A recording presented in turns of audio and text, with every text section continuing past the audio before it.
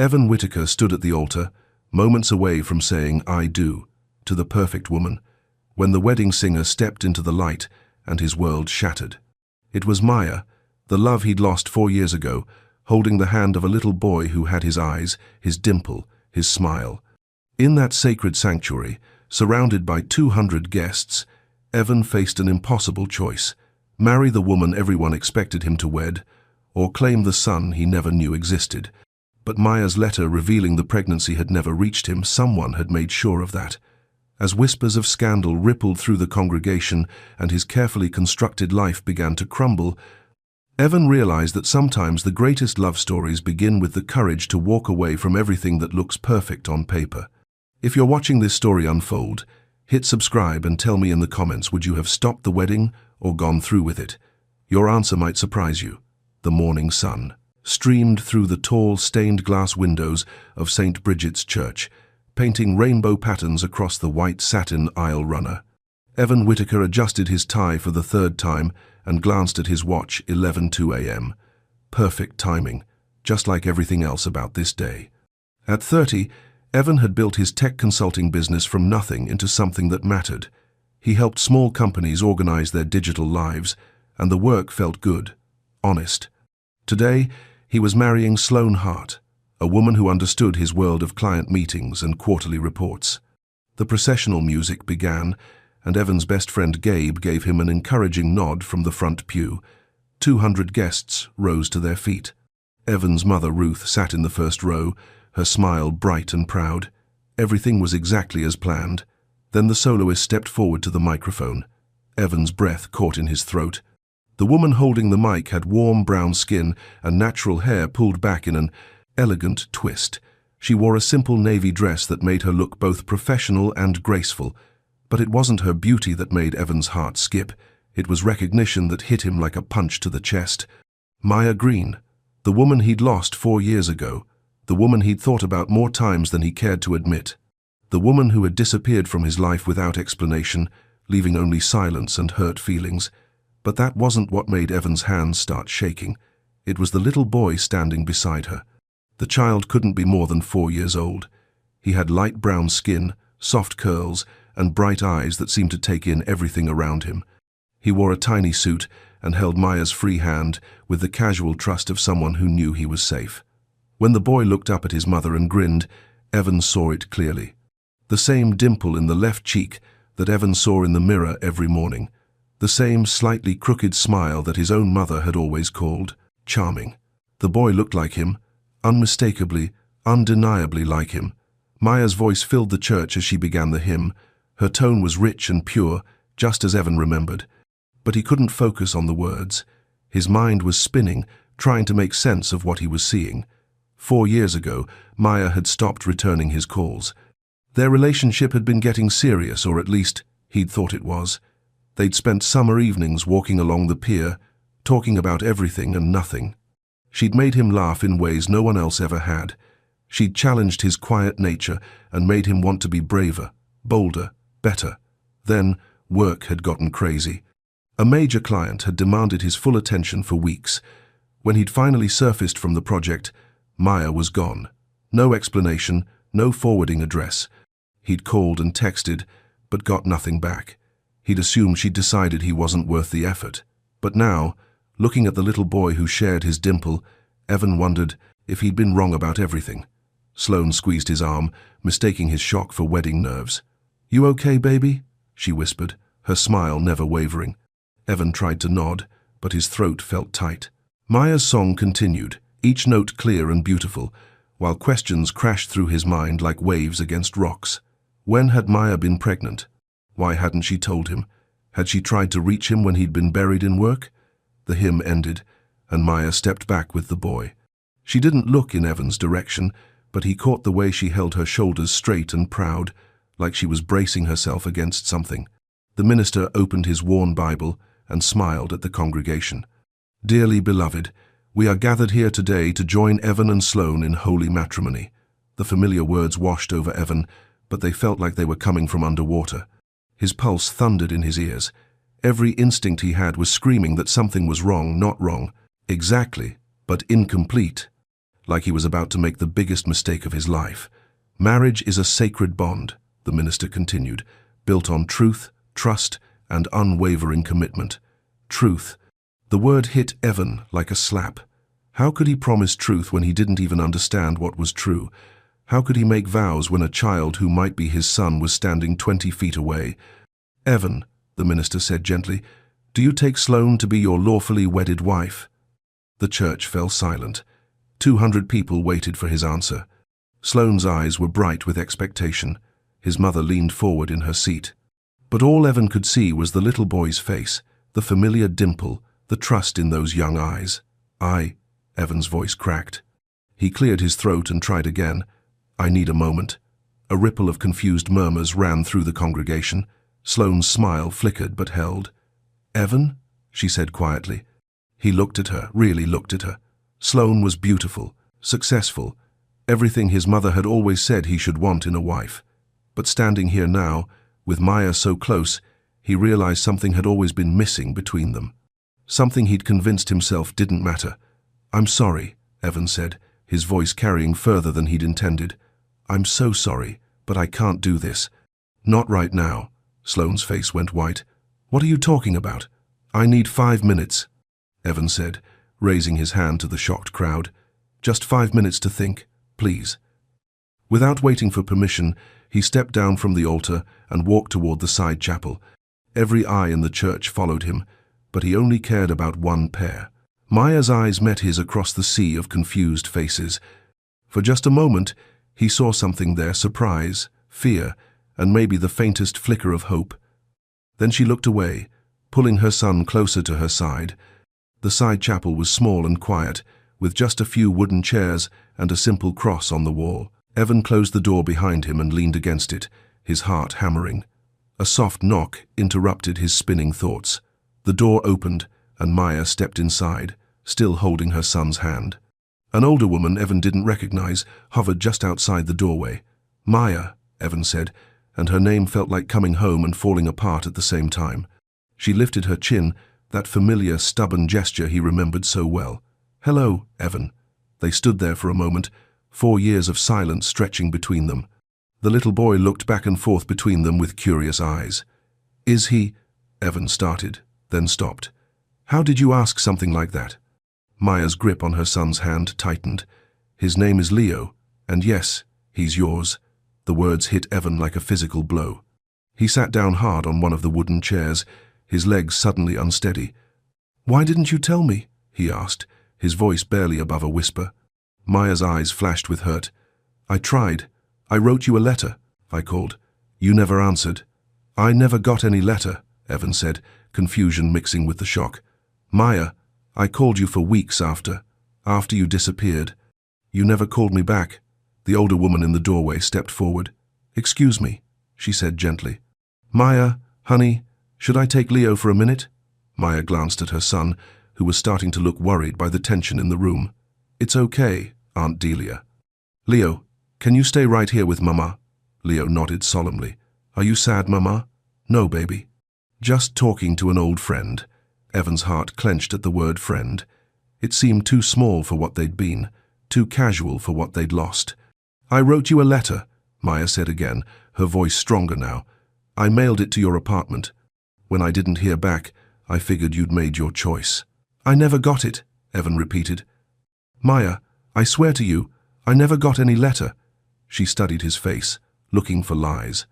Whatever she saw there made her shoulders relax, slightly. The chapel door opened again, and Sloane swept in, her wedding dress rustling around her feet.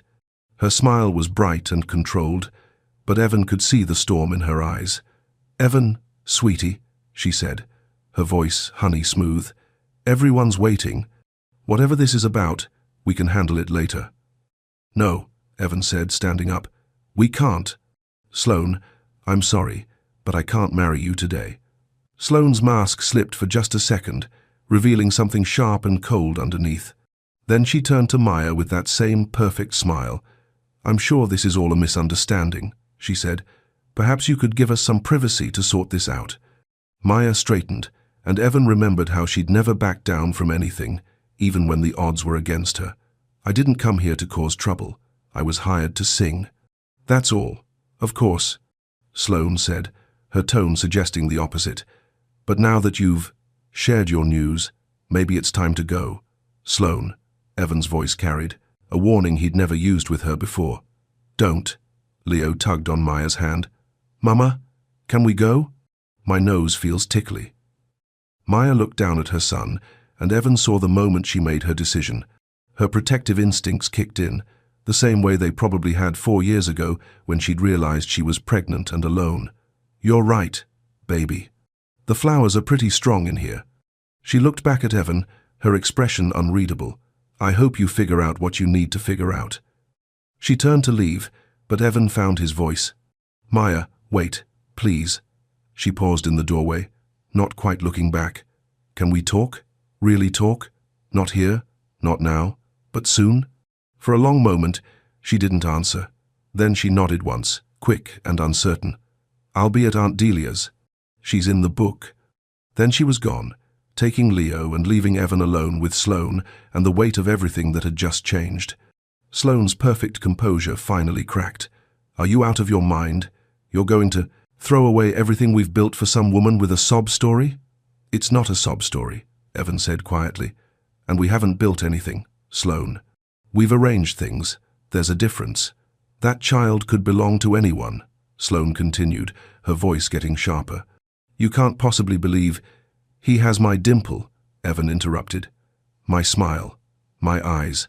Sloane, look at me and tell me you don't see it. Sloane stared at him for a long moment, and Evan saw the exact moment she realized he was serious. That he wasn't going to change his mind or be talked out of this. Fine, she said, her voice cold as winter. But don't come crawling back when you realize what you've given up. She swept out of the chapel, leaving Evan alone with his thoughts and the sound of confused voices from the main sanctuary. He sat back down and put his head in his hands. In the space of 10 minutes, his entire life had been turned upside down. Everything he'd thought he knew about Maya, about the past, about what he wanted for the future was wrong. But underneath the shock and confusion, there was something else, something that felt like relief. Maybe he'd been sleepwalking through his life, choosing what was expected instead of what was real. Maybe he'd been so afraid of making the wrong choice that he'd stopped making choices at all. A soft knock on the door interrupted his thoughts. Gabe poked his head in, his face concerned. Buddy, the natives are getting restless. What do you want me to tell them? Evan looked at his best friend, the only person who'd known him before. Success and money had complicated everything. Tell them I need to postpone, reschedule everything. Make apologies. You sure about this? Gabe asked, stepping into the chapel and closing the door behind him. No, Evan said honestly. I'm not sure about anything, but I can't marry Sloane when there's a little boy out there who might be my son. I can't build a life on top of that big of a lie. Gabe nodded slowly. Okay, I'll handle the crowd. You handle the rest. Thanks, man. I owe you. You owe me nothing, Gabe said. Just promise me you'll be careful. Your heart's been through enough. After Gabe left, Evan sat in the quiet chapel for a few more minutes, trying to process everything that had happened. Through the thin walls, he could hear the buzz of conversation as words spread through the congregation. His phone buzzed with a text from his mother. Come find me when you're ready to explain. Evan sighed and stood up. He had a lot of explaining to do. But first, he needed to make sure Maya and Leo got home safely. He needed to start figuring out what was true and what was possible. He needed to understand how his life had gotten so far off track and whether it was too late to find his way back to something real. As he opened the chapel door and faced the confused crowd of wedding guests, Evan made himself a promise. Whatever happened next, he would choose truth over comfort. He would choose what was real over what looked good on paper. He would choose courage, even if it meant admitting he'd been wrong about almost everything. The afternoon sun was warmer now, streaming through those same stained glass windows, but everything else had changed. And maybe, Evan thought as he walked toward his uncertain future, that was exactly what needed to happen. The reception hall buzzed with the kind of nervous energy that comes when something goes very wrong in a very public way. Evan stood near the entrance, watching 200 wedding guests try to figure out what they were supposed to do now that there was no wedding to celebrate. The caterers had quickly shifted gears, turning what should have been a celebration dinner into an awkward lunch. People clustered in small groups, whispering behind their hands and stealing glances at Evan whenever they thought he wasn't looking. His mother appeared at his elbow, her face a careful mask of composure. Ruth Whitaker had spent 30 years perfecting the art of looking calm during family crises. "Evan," she said quietly, "we need to talk." "Not here, Mom." "Please." "Then where? And when?" "Because right now, I have a room full of very confused people, asking me questions I can't answer." Evan looked around the room. In one corner, Sloane was surrounded by her bridesmaids, their heads bent together in urgent conversation. Near the windows, his business partners stood with their wives, probably wondering if this personal drama would affect their professional relationships. "I'll make an announcement," Evan said.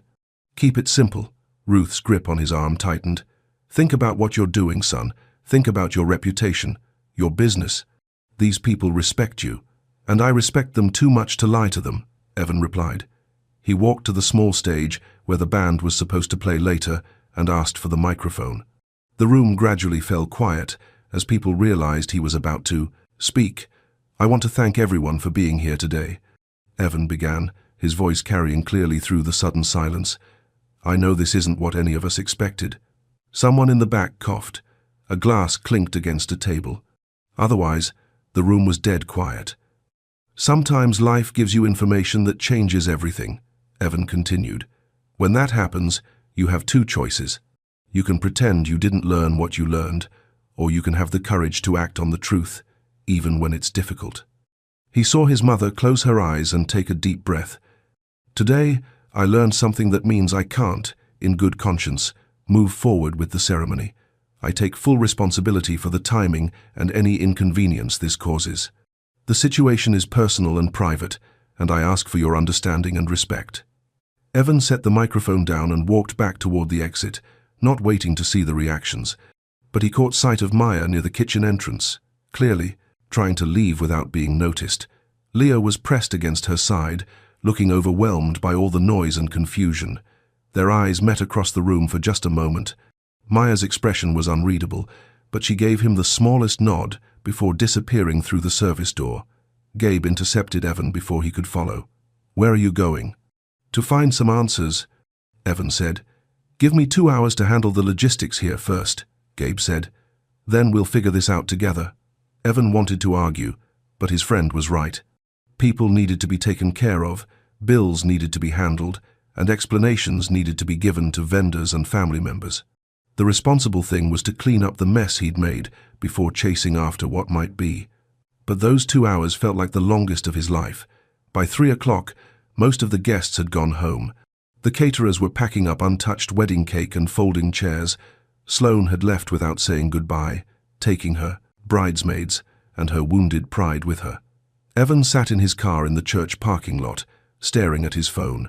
He'd found Aunt Delia Green's address easily enough. She lived in a small house on Maple Street, about 10 minutes away. But calling felt too impersonal, and showing up unannounced felt too aggressive. Finally, he texted the number he'd found online. "This is Evan. Would it be possible to talk?" "I can meet you wherever you're comfortable." The response came back quickly. "Seaside Cafe on Main Street, 3:30. I can give you 20 minutes.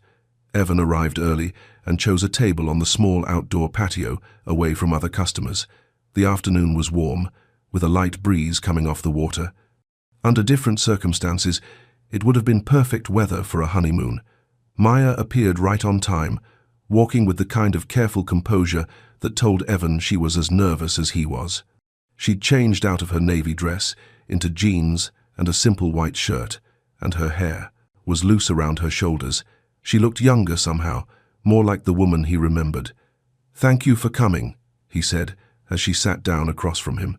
"Thank you for not showing up at my door unannounced," she replied. "Leo's been through enough excitement for one day." They ordered coffee neither of them wanted, and sat in the kind of awkward silence that happens between people who once knew each other's every thought. "So," Maya said finally. 4 years. 4 years," Evan agreed. "Maya, I need you to know I really never got any letter. I know how that sounds, but it's true." She studied his face, looking for tells she probably still remembered. I wrote it the week after I found out I was pregnant. I told you everything about the baby, about why I'd pulled back when work got crazy for you.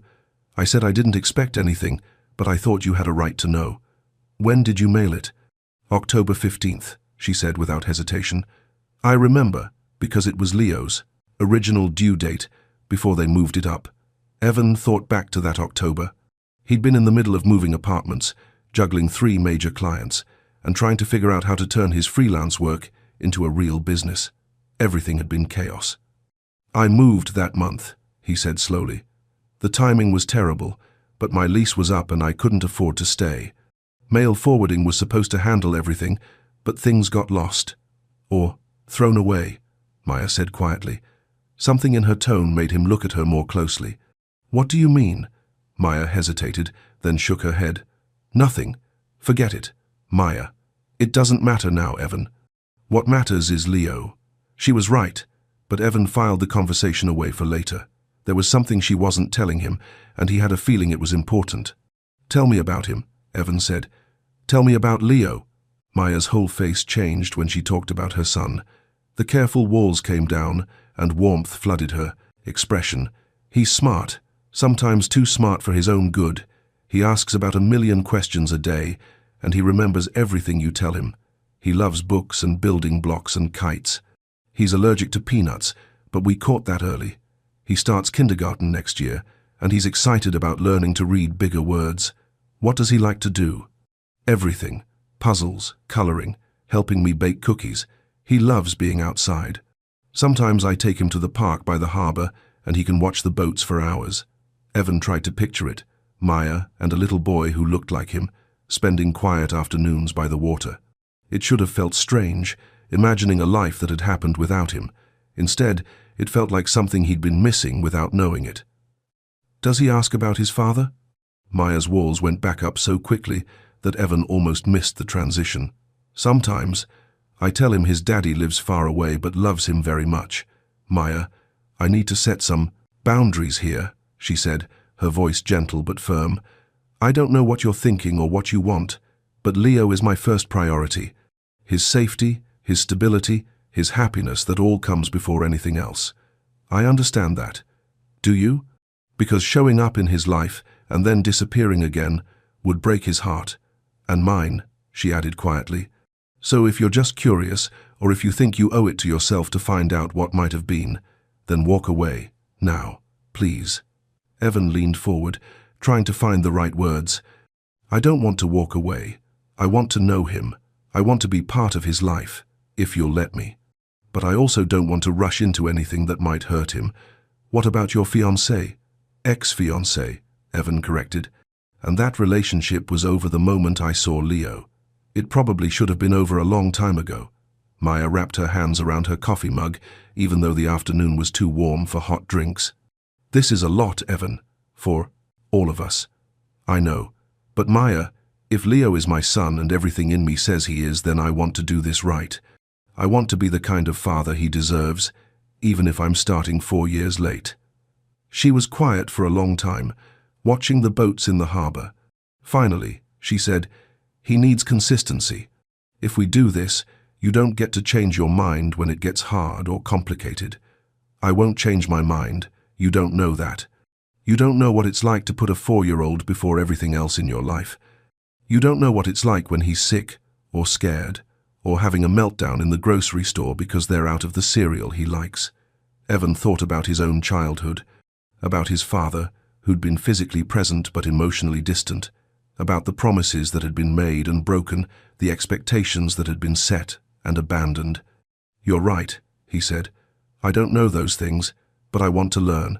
And Maya, I swear to you, if you give me this chance, I will never make Leo wonder if his father loves him. Something in his voice must have convinced her, because her shoulders relaxed slightly. We'll start small, she said. Maybe an hour at the playground tomorrow. You can meet him properly, and we'll see how he responds to you. What time? 2 o'clock. The little park by the harbor, you probably remember it. He did remember it. They'd walked through that park dozens of times during the months they dated, talking about books and dreams and all the places they wanted to travel someday. Thank you, Evan said. Maya stood up, slinging her purse over her shoulder. "Don't thank me yet. And Evan?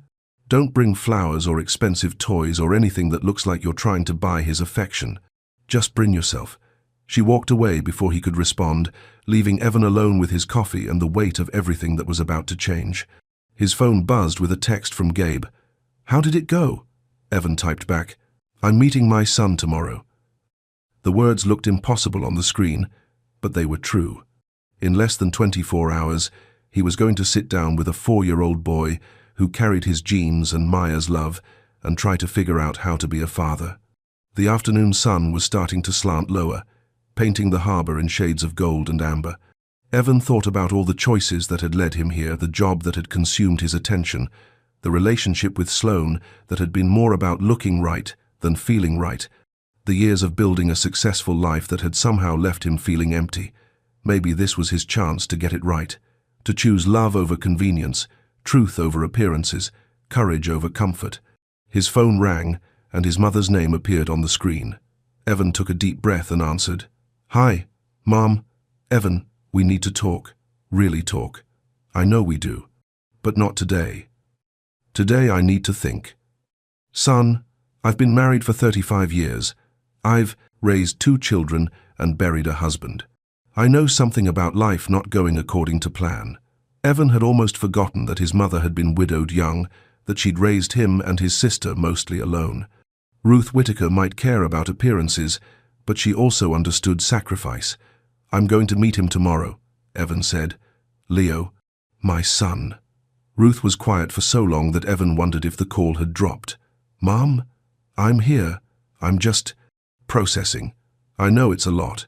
Evan, is this what you want? Really want? Not what you think you should do, but what you want."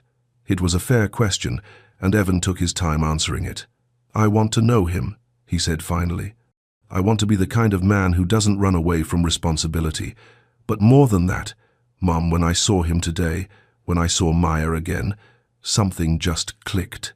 Like I'd been holding my breath for 4 years and could finally exhale. And Sloane?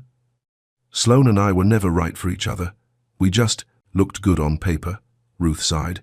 "Well, you've certainly made a mess of things." "Yeah, I have. But maybe," she said slowly, "it was a mess that needed to be made." After they hung up, Evan drove home to his empty apartment, the same apartment he'd moved to 4 years ago, the one where Maya's letter had never found him.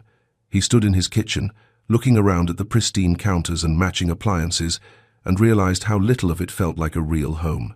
Tomorrow, everything would start changing. Tomorrow, he would meet his son and begin the long process of earning his place in a family that had learned to exist without him. It was terrifying and hopeful and completely uncertain. It was also the most real thing he'd felt in years. The playground at 2 o'clock on Sunday afternoon was exactly as Evan remembered it, a small patch of green near the harbor, with swings that creaked in the salt breeze and a slide worn smooth by years of children's laughter. He arrived early, with a simple kite and a bag of crackers that he'd checked 3 times to make sure they were peanut-free. Maya appeared right on time, walking hand in hand with Leo. The little boy wore a red t-shirt and jeans with grass stains on the knees, and he looked around the playground with the kind of excitement that only 4-year-olds could manage. "Leo," Maya said gently, "remember the man I told you about? The one who wanted to meet you?" Leo looked up at Evan with curious eyes, the same shade of brown as Evan's own. Up close, the resemblance was even stronger. It wasn't just the dimple or the smile. It was something in the way Leo held his head, the way his eyebrows drew together when he was thinking. "Hi," Leo said politely. "Are you Mama's friend?" Evan's throat felt tight. "I am. My name is Evan. What's your name?" "Leo Michael Green. I'm 4 3/4. He held up his fingers to show the number. "Do you like kites?" "I do," Evan said, grateful for the easy opening. "I brought one, in case you wanted to try flying it." Leo's eyes lit up. "Really? Can we do it now?" Maya touched her son's shoulder. "What do you say when someone offers you something nice?" "Thank you," Leo said earnestly. "Thank you very much, Evan." They spent the next hour on the grass, working together to get the simple diamond kite airborne. Leo was patient and focused in a way that reminded Evan of himself at that age. When the kite finally caught the wind and soared up toward the clouds, Leo's delighted laughter made something inside Evan's chest feel both full and broken at the same time. "Look, Mama," Leo called. "It's flying." Maya sat on a nearby bench, watching with the kind of careful attention that meant she was ready to step in, if needed. But as the afternoon went on, her posture relaxed. Leo had taken to Evan easily, treating him like an interesting new friend rather than a stranger to be feared. "Are you married?" Leo asked suddenly, his hands still gripping the kite. "String." "No," Evan said. "I was supposed to get married yesterday, but I didn't." Leo considered this, with the serious expression he seemed to wear when processing new information. "Why not?" Evan glanced at Maya, who gave him the smallest nod of encouragement. "Because sometimes you think you want something, and then you realize you want something else more. Like when I thought I wanted chocolate ice cream, but then I saw strawberry and changed my mind." "Exactly like that," Leo nodded as if this made perfect sense. "Mama says it's okay to change your mind if you're being honest. Your mama is very smart. I know. She knows everything." The easy confidence in Leo's voice made Evan's heart ache. This little boy trusted his mother completely, believed in her wisdom without question. Maya had built that kind of security all by herself, through 4 years of putting Leo first in every decision. When the wind died down and the kite settled to the ground, Leo ran over to Maya with flushed cheeks and bright eyes. "Did you see how high it went? Did you see?" "I saw everything," Maya said, smoothing his curls. "You did a great job." Leo turned back to Evan. "Will you come back tomorrow?" The question hung in the air between the 3 adults. Maya's expression was carefully neutral, but Evan could see the tension in her shoulders. "I'd like to," Evan said carefully, "but that's up to your mama." Leo looked between them with the intuitive understanding that children sometimes have about adult complications. "Can we get ice cream?" he asked instead. "All together?" Maya hesitated for just a moment. "If Evan has time." "I have time," Evan said quickly. They walked to the ice cream shop on Main Street, Leo chattering about everything he saw along the way. A dog wearing a funny sweater, a boat with particularly colorful sails, a sidewalk crack that looked like a lightning bolt. His enthusiasm was infectious, and Evan found himself relaxing in a way he hadn't in months. At the ice cream counter, Leo carefully examined all the flavors before settling on vanilla with rainbow sprinkles. Evan ordered the same, which earned him an approving smile from his son. His son. The words still felt surreal, but they were getting easier to think. "Evan," Leo said as they sat at a small table outside the shop, "do you have a job?" "I do. I help people organize their computers and websites. That sounds hard. Sometimes it is, but I like helping people solve problems." Leo nodded seriously. "I like solving problems too. Yesterday I figured out how to reach the crackers on the high shelf by pushing a chair over." "Leo," Maya said with a warning tone, "we talked about climbing." "I know, Mama. I won't do it again." He turned back to Evan. "Do you have kids?" The question was so innocent, asked between bites of ice cream, that it took Evan completely off guard. Maya went very still beside him. "No," Evan said quietly. "I don't have kids, but I'd like to. Kids are fun," Leo informed him, "but also a lot of work. That's what Mama says." "Your mama is right about that too."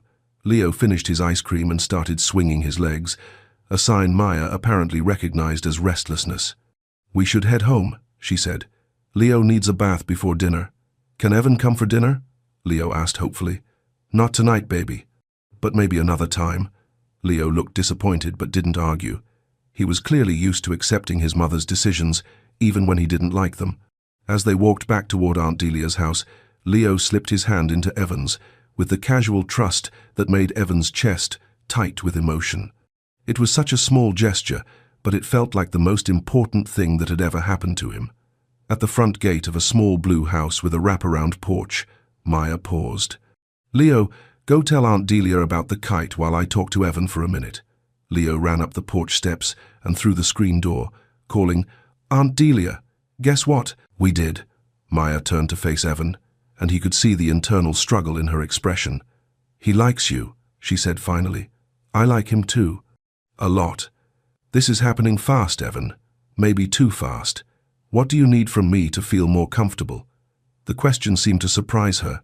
"What do you mean?" "I mean, What would make you trust that I'm serious about this? That I'm not going to disappear when things get complicated? Maya leaned against the gate, considering. Time, I guess. Consistency. Showing up when you say you will. Following through on promises. I can do that. Can you? Even when Leo has a meltdown because his sandwich is cut wrong. Even when he gets sick and you have to cancel work plans. Even when being his father means your life doesn't revolve around you anymore. Evan thought about his life as it was now, the careful schedules, the business dinners, the freedom to make plans without considering anyone else's needs. I want to find out, he said honestly. I want to try. Maya studied his face in the evening light. Okay, she said finally. We can try. But slow, Evan. For his sake, however slow you need. She nodded and turned to go inside, then paused. Tomorrow after I pick him up from preschool? Maybe the playground again? 4 o'clock? I'll be there. Evan drove home as the sun set behind him, Leo's laughter still echoing in his mind. His apartment felt emptier than ever, but for the first time in years, he had something to look forward to beyond work and obligations. His phone buzzed with a text from Gabe. How did it go? Evan typed back. Better than I hoped. We're taking it slow. Good man. Want to grab dinner and talk? Rain check? I need to make some calls. The first call was to his assistant, asking her to clear his schedule for the next few afternoons. The second was to his mother, giving her a brief update and promising a longer conversation later in the week. The third call was the hardest one. Sloan, he said, when she answered, we need to talk. Oh, now you want to talk? Her voice was cold, professional. After humiliating me in front of 200 people? I know I handled things badly. I'm sorry for that. But Sloan, we both know our relationship wasn't what it should have been. Our relationship was fine, until your ex showed up with her convenient sob story. It's not a sob story. And our relationship was comfortable, not fine. There's a difference. Sloan was quiet for a moment. So what now? You're going to play house with some woman you haven't seen in 4 years? I'm going to try to be a father to my son, Evan said simply. You don't even know if that child is actually yours. Yes, I do. And as he said it, Evan realized it was true. He didn't need a DNA test to confirm what his heart already knew. Sloan, I hope you find someone who loves you the way you deserve to be loved. But that person isn't me. After he hung up, Evan sat in his quiet apartment and thought about the choices that had brought him here. Every decision he'd made over the past 4 years had been safe, sensible, designed to build the kind of life that looked successful from the outside. But today, watching Leo's face light up when the kite caught the wind, Evan had felt more like himself than he had in years. Tomorrow, he would see them again. Tomorrow, he would continue the slow work of earning his place in their lives. It wouldn't be easy, and there would be mistakes and misunderstandings along the way. But for the first time in 4 years, Evan was choosing something real over something that just looked right, and that felt like coming home. The next morning, Evan woke up earlier than usual and found himself standing in front of his closet, thinking about what a father should wear to a playground. He settled on jeans and a blue button-down, casual but neat. He arrived at the ice cream shop first and bought a small bag of the same crackers from yesterday, remembering how carefully Leo had eaten them one by one. It felt like a small way of showing that he'd been paying attention. At exactly 4 p.m., Maya appeared with Leo, who broke into a run when he saw Evan waiting by the swings. Evan, did you bring the kite again? I brought something even better, Evan said, producing the crackers. I thought we could feed the ducks by the pond. Leo's eyes went wide with excitement, and Maya smiled, the first truly relaxed smile Evan had seen from her since Saturday. Maybe, Evan thought as they walked toward the duck pond together, this could actually work. Maybe they could build something real from the broken pieces of what they'd lost. Maybe it wasn't too late after all. Part 4. 3 weeks later, Evan had settled into a routine that felt both natural and miraculous. Monday, Wednesday, and Friday afternoons were his with Leo playground visits, walks by the harbor, simple adventures that taught him more about being a father than any book ever could. Leo was an easy child to love. He asked thoughtful questions, shared his crackers with the ducks, and had started saving drawings from preschool for Evan. The trust between them was growing slowly but surely, built on small promises kept and gentle moments shared. With Maya, things were more complicated. They were careful with each other, polite in the way of people who had once been intimate and now weren't sure what they were allowed to feel. There were moments when Leo made them both laugh, or when their hands accidentally touched reaching for the same toy when the old connection flickered to life. But Maya always pulled back, and Evan respected the boundaries she set. On a Friday afternoon in late October, they were at the harbour playground when Leo suddenly stopped playing and sat down hard on the grass. "Mama," he said, his voice smaller than usual, "I don't feel good." Maya was beside him in an instant, her hand on his forehead. "What kind of don't feel good, baby?" "My tummy hurts, and I'm hot." Evan watched as Maya shifted into what he was beginning to recognize as her crisis mode: calm, efficient, completely focused on Leo's needs. "Okay, sweetheart. Let's get you home and take your temperature." She gathered Leo's things quickly while Evan helped the little boy to his feet. Leo leaned against him heavily, which sent a spike of worry through Evan's chest. "Should I drive you?" Evan asked. Maya hesitated for just a moment, then nodded. "That would help. Thank you." The 10-minute drive to Aunt Delia's house felt eternal. Leo dozed fitfully in his car seat, while Maya kept one hand on his forehead and the other on her phone, texting what Evan assumed was medical information to someone. Aunt Delia met them at the door, taking one look at Leo's flushed face and immediately bustling them inside. Within minutes, she had the thermometer ready and was coaxing Leo to drink small sips of water. 101.8, she announced after checking the reading. Not terrible, but not good either. "Pediatrician?" Maya asked. "Dr. Chen has Saturday morning hours. We can call first thing tomorrow if he's not better." Evan stood awkwardly in the living room, wanting to help but not sure what his role was supposed to be. This was the kind of parental crisis Maya had handled dozens of times without him. "I should go," he said quietly. "Let you take care of him." "No," Leo said from his spot on the couch, his voice weak but definite. "Stay, Evan, please." Maya looked at her son, then at Evan. "You don't have to. I know this isn't what you signed up for." "Maya," Evan said gently, "this is exactly what I signed up for." So, he stayed. He helped Aunt Delia make chicken broth, while Maya gave Leo a lukewarm bath to bring down his fever. He read picture books in a quiet voice when Leo was too restless to sleep.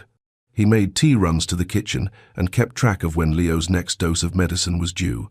By evening, Leo's fever had broken, and he was asking for toast with jam. The crisis had passed, but something fundamental had shifted. "Thank you," Maya said, as they stood on the front porch while Leo slept peacefully inside. "For staying. For helping. Thank you for letting me." Maya wrapped her arms around herself against the cool night air. He's never asked for his father before. When he was scared or sick, it was always just me he wanted. "That doesn't change anything," Evan said quickly. "You're still his mama. You're still the most important person in his world." "I know, but maybe," she paused, choosing her words carefully. "Maybe he's starting to understand that families can be bigger than just two people." They stood in comfortable silence for a moment, listening to the crickets and the distant sound of waves.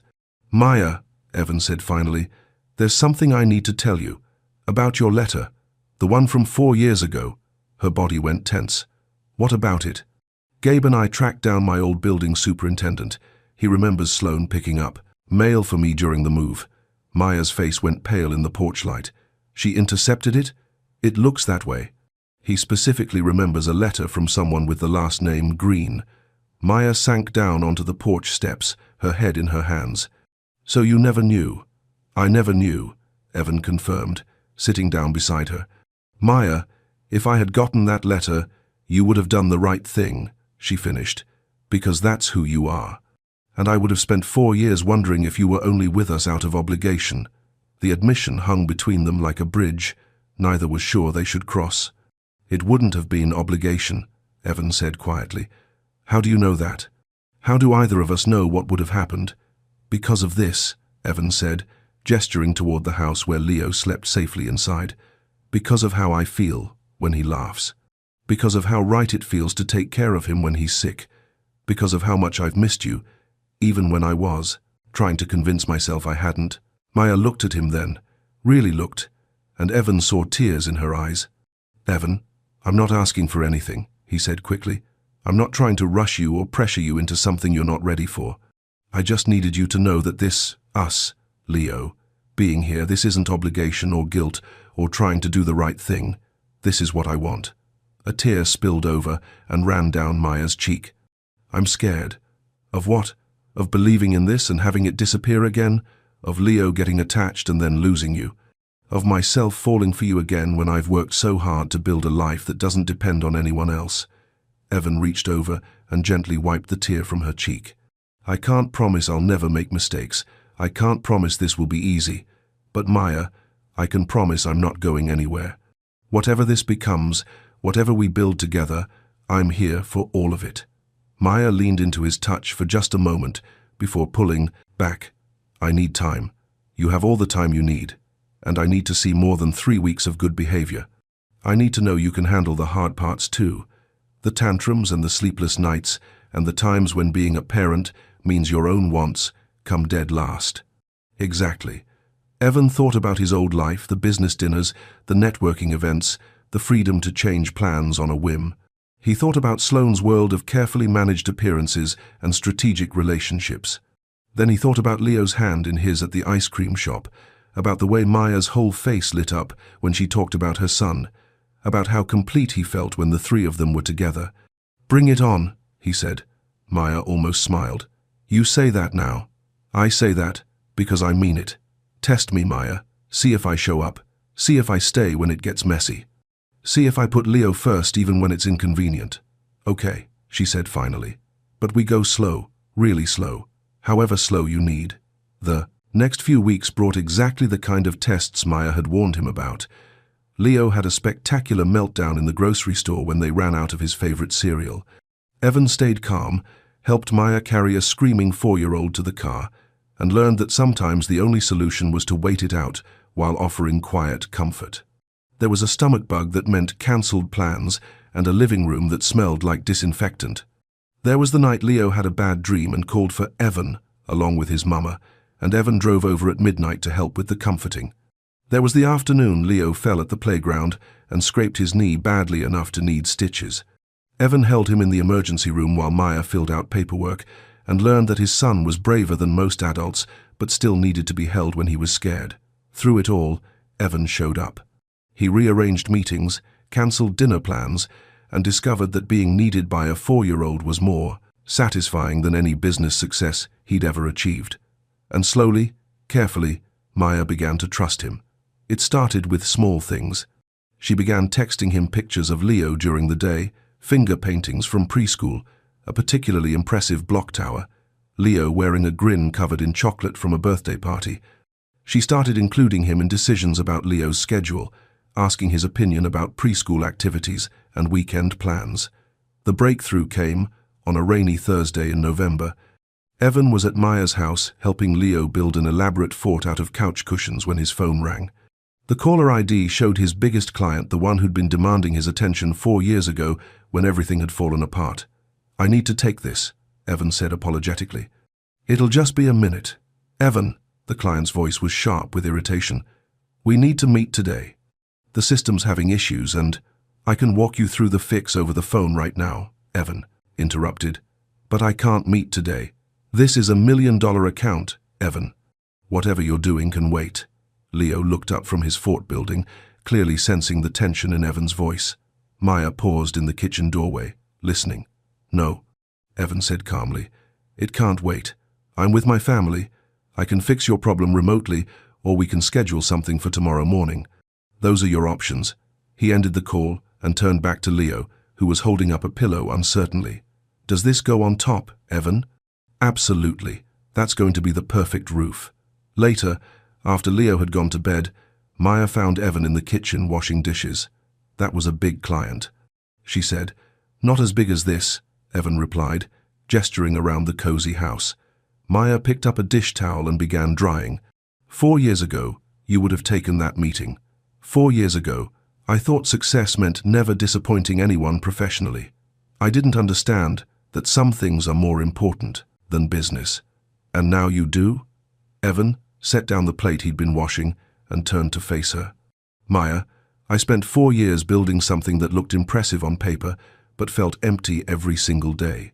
These past few months with you and Leo, this is the first time in years I've felt like I'm living my actual life instead of just performing it. Something shifted in Maya's expression, like a wall finally coming down. I've been thinking, she said quietly, about Thanksgiving.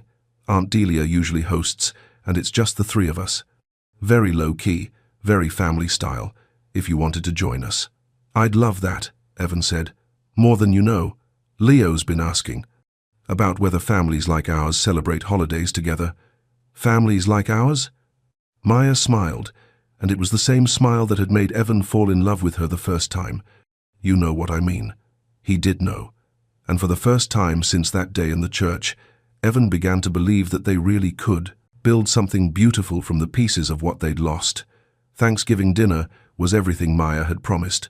Low-key, family style, and perfect. Leo said grace with the solemnity of someone who took gratitude seriously, thanking God for Mama and Aunt Delia and Evan and the cranberry sauce that doesn't have lumps.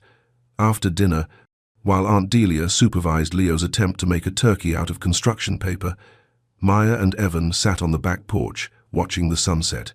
I have something for you, Maya said, pulling a folded piece of paper from her pocket. Evan unfolded it carefully.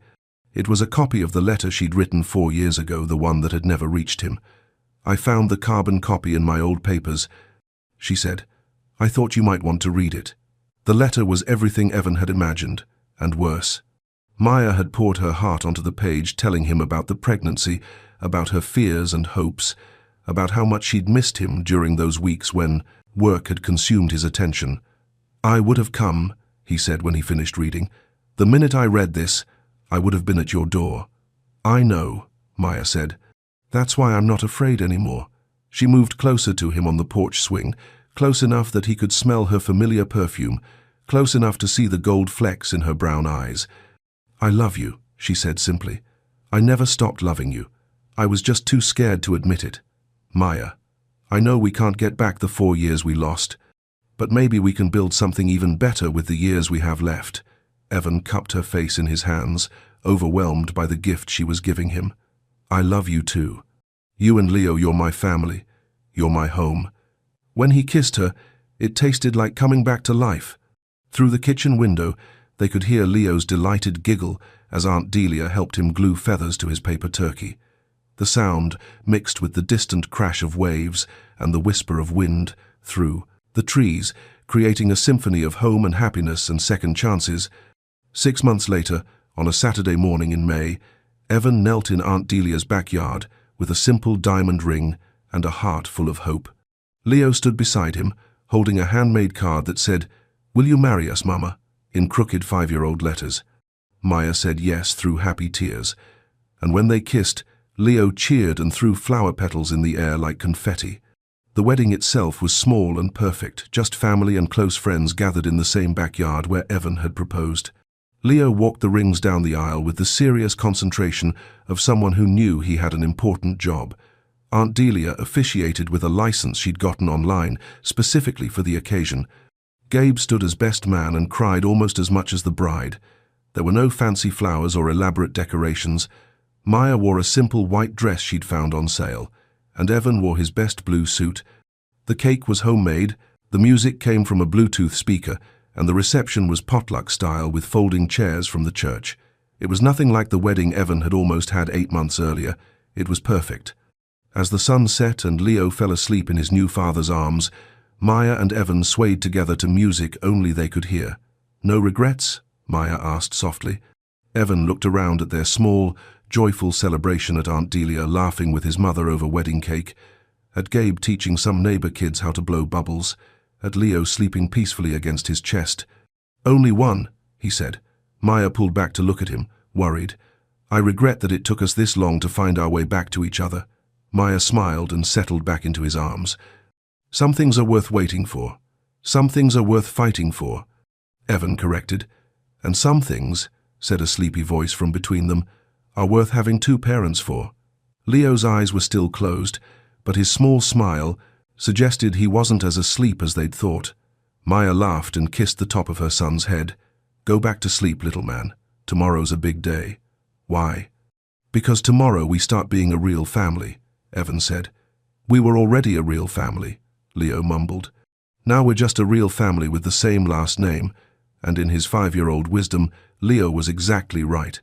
They had already been a family from that first day at the playground when trust had begun to grow, through the sick days and tantrums and midnight phone calls, through the slow work of learning to love and be loved again. The wedding was just the celebration. The family had been built one day, one choice, one small act of courage at a time. As the last of their guests headed home and the stars came out over the harbor, Maya and Evan sat on the porch swing, with Leo between them, already planning their first family vacation and discussing whether they wanted to add a dog to their household. It wasn't the life any of them had planned. It was better. It was real and messy and full of the kind of love that could weather storms and grow stronger with time. It was home.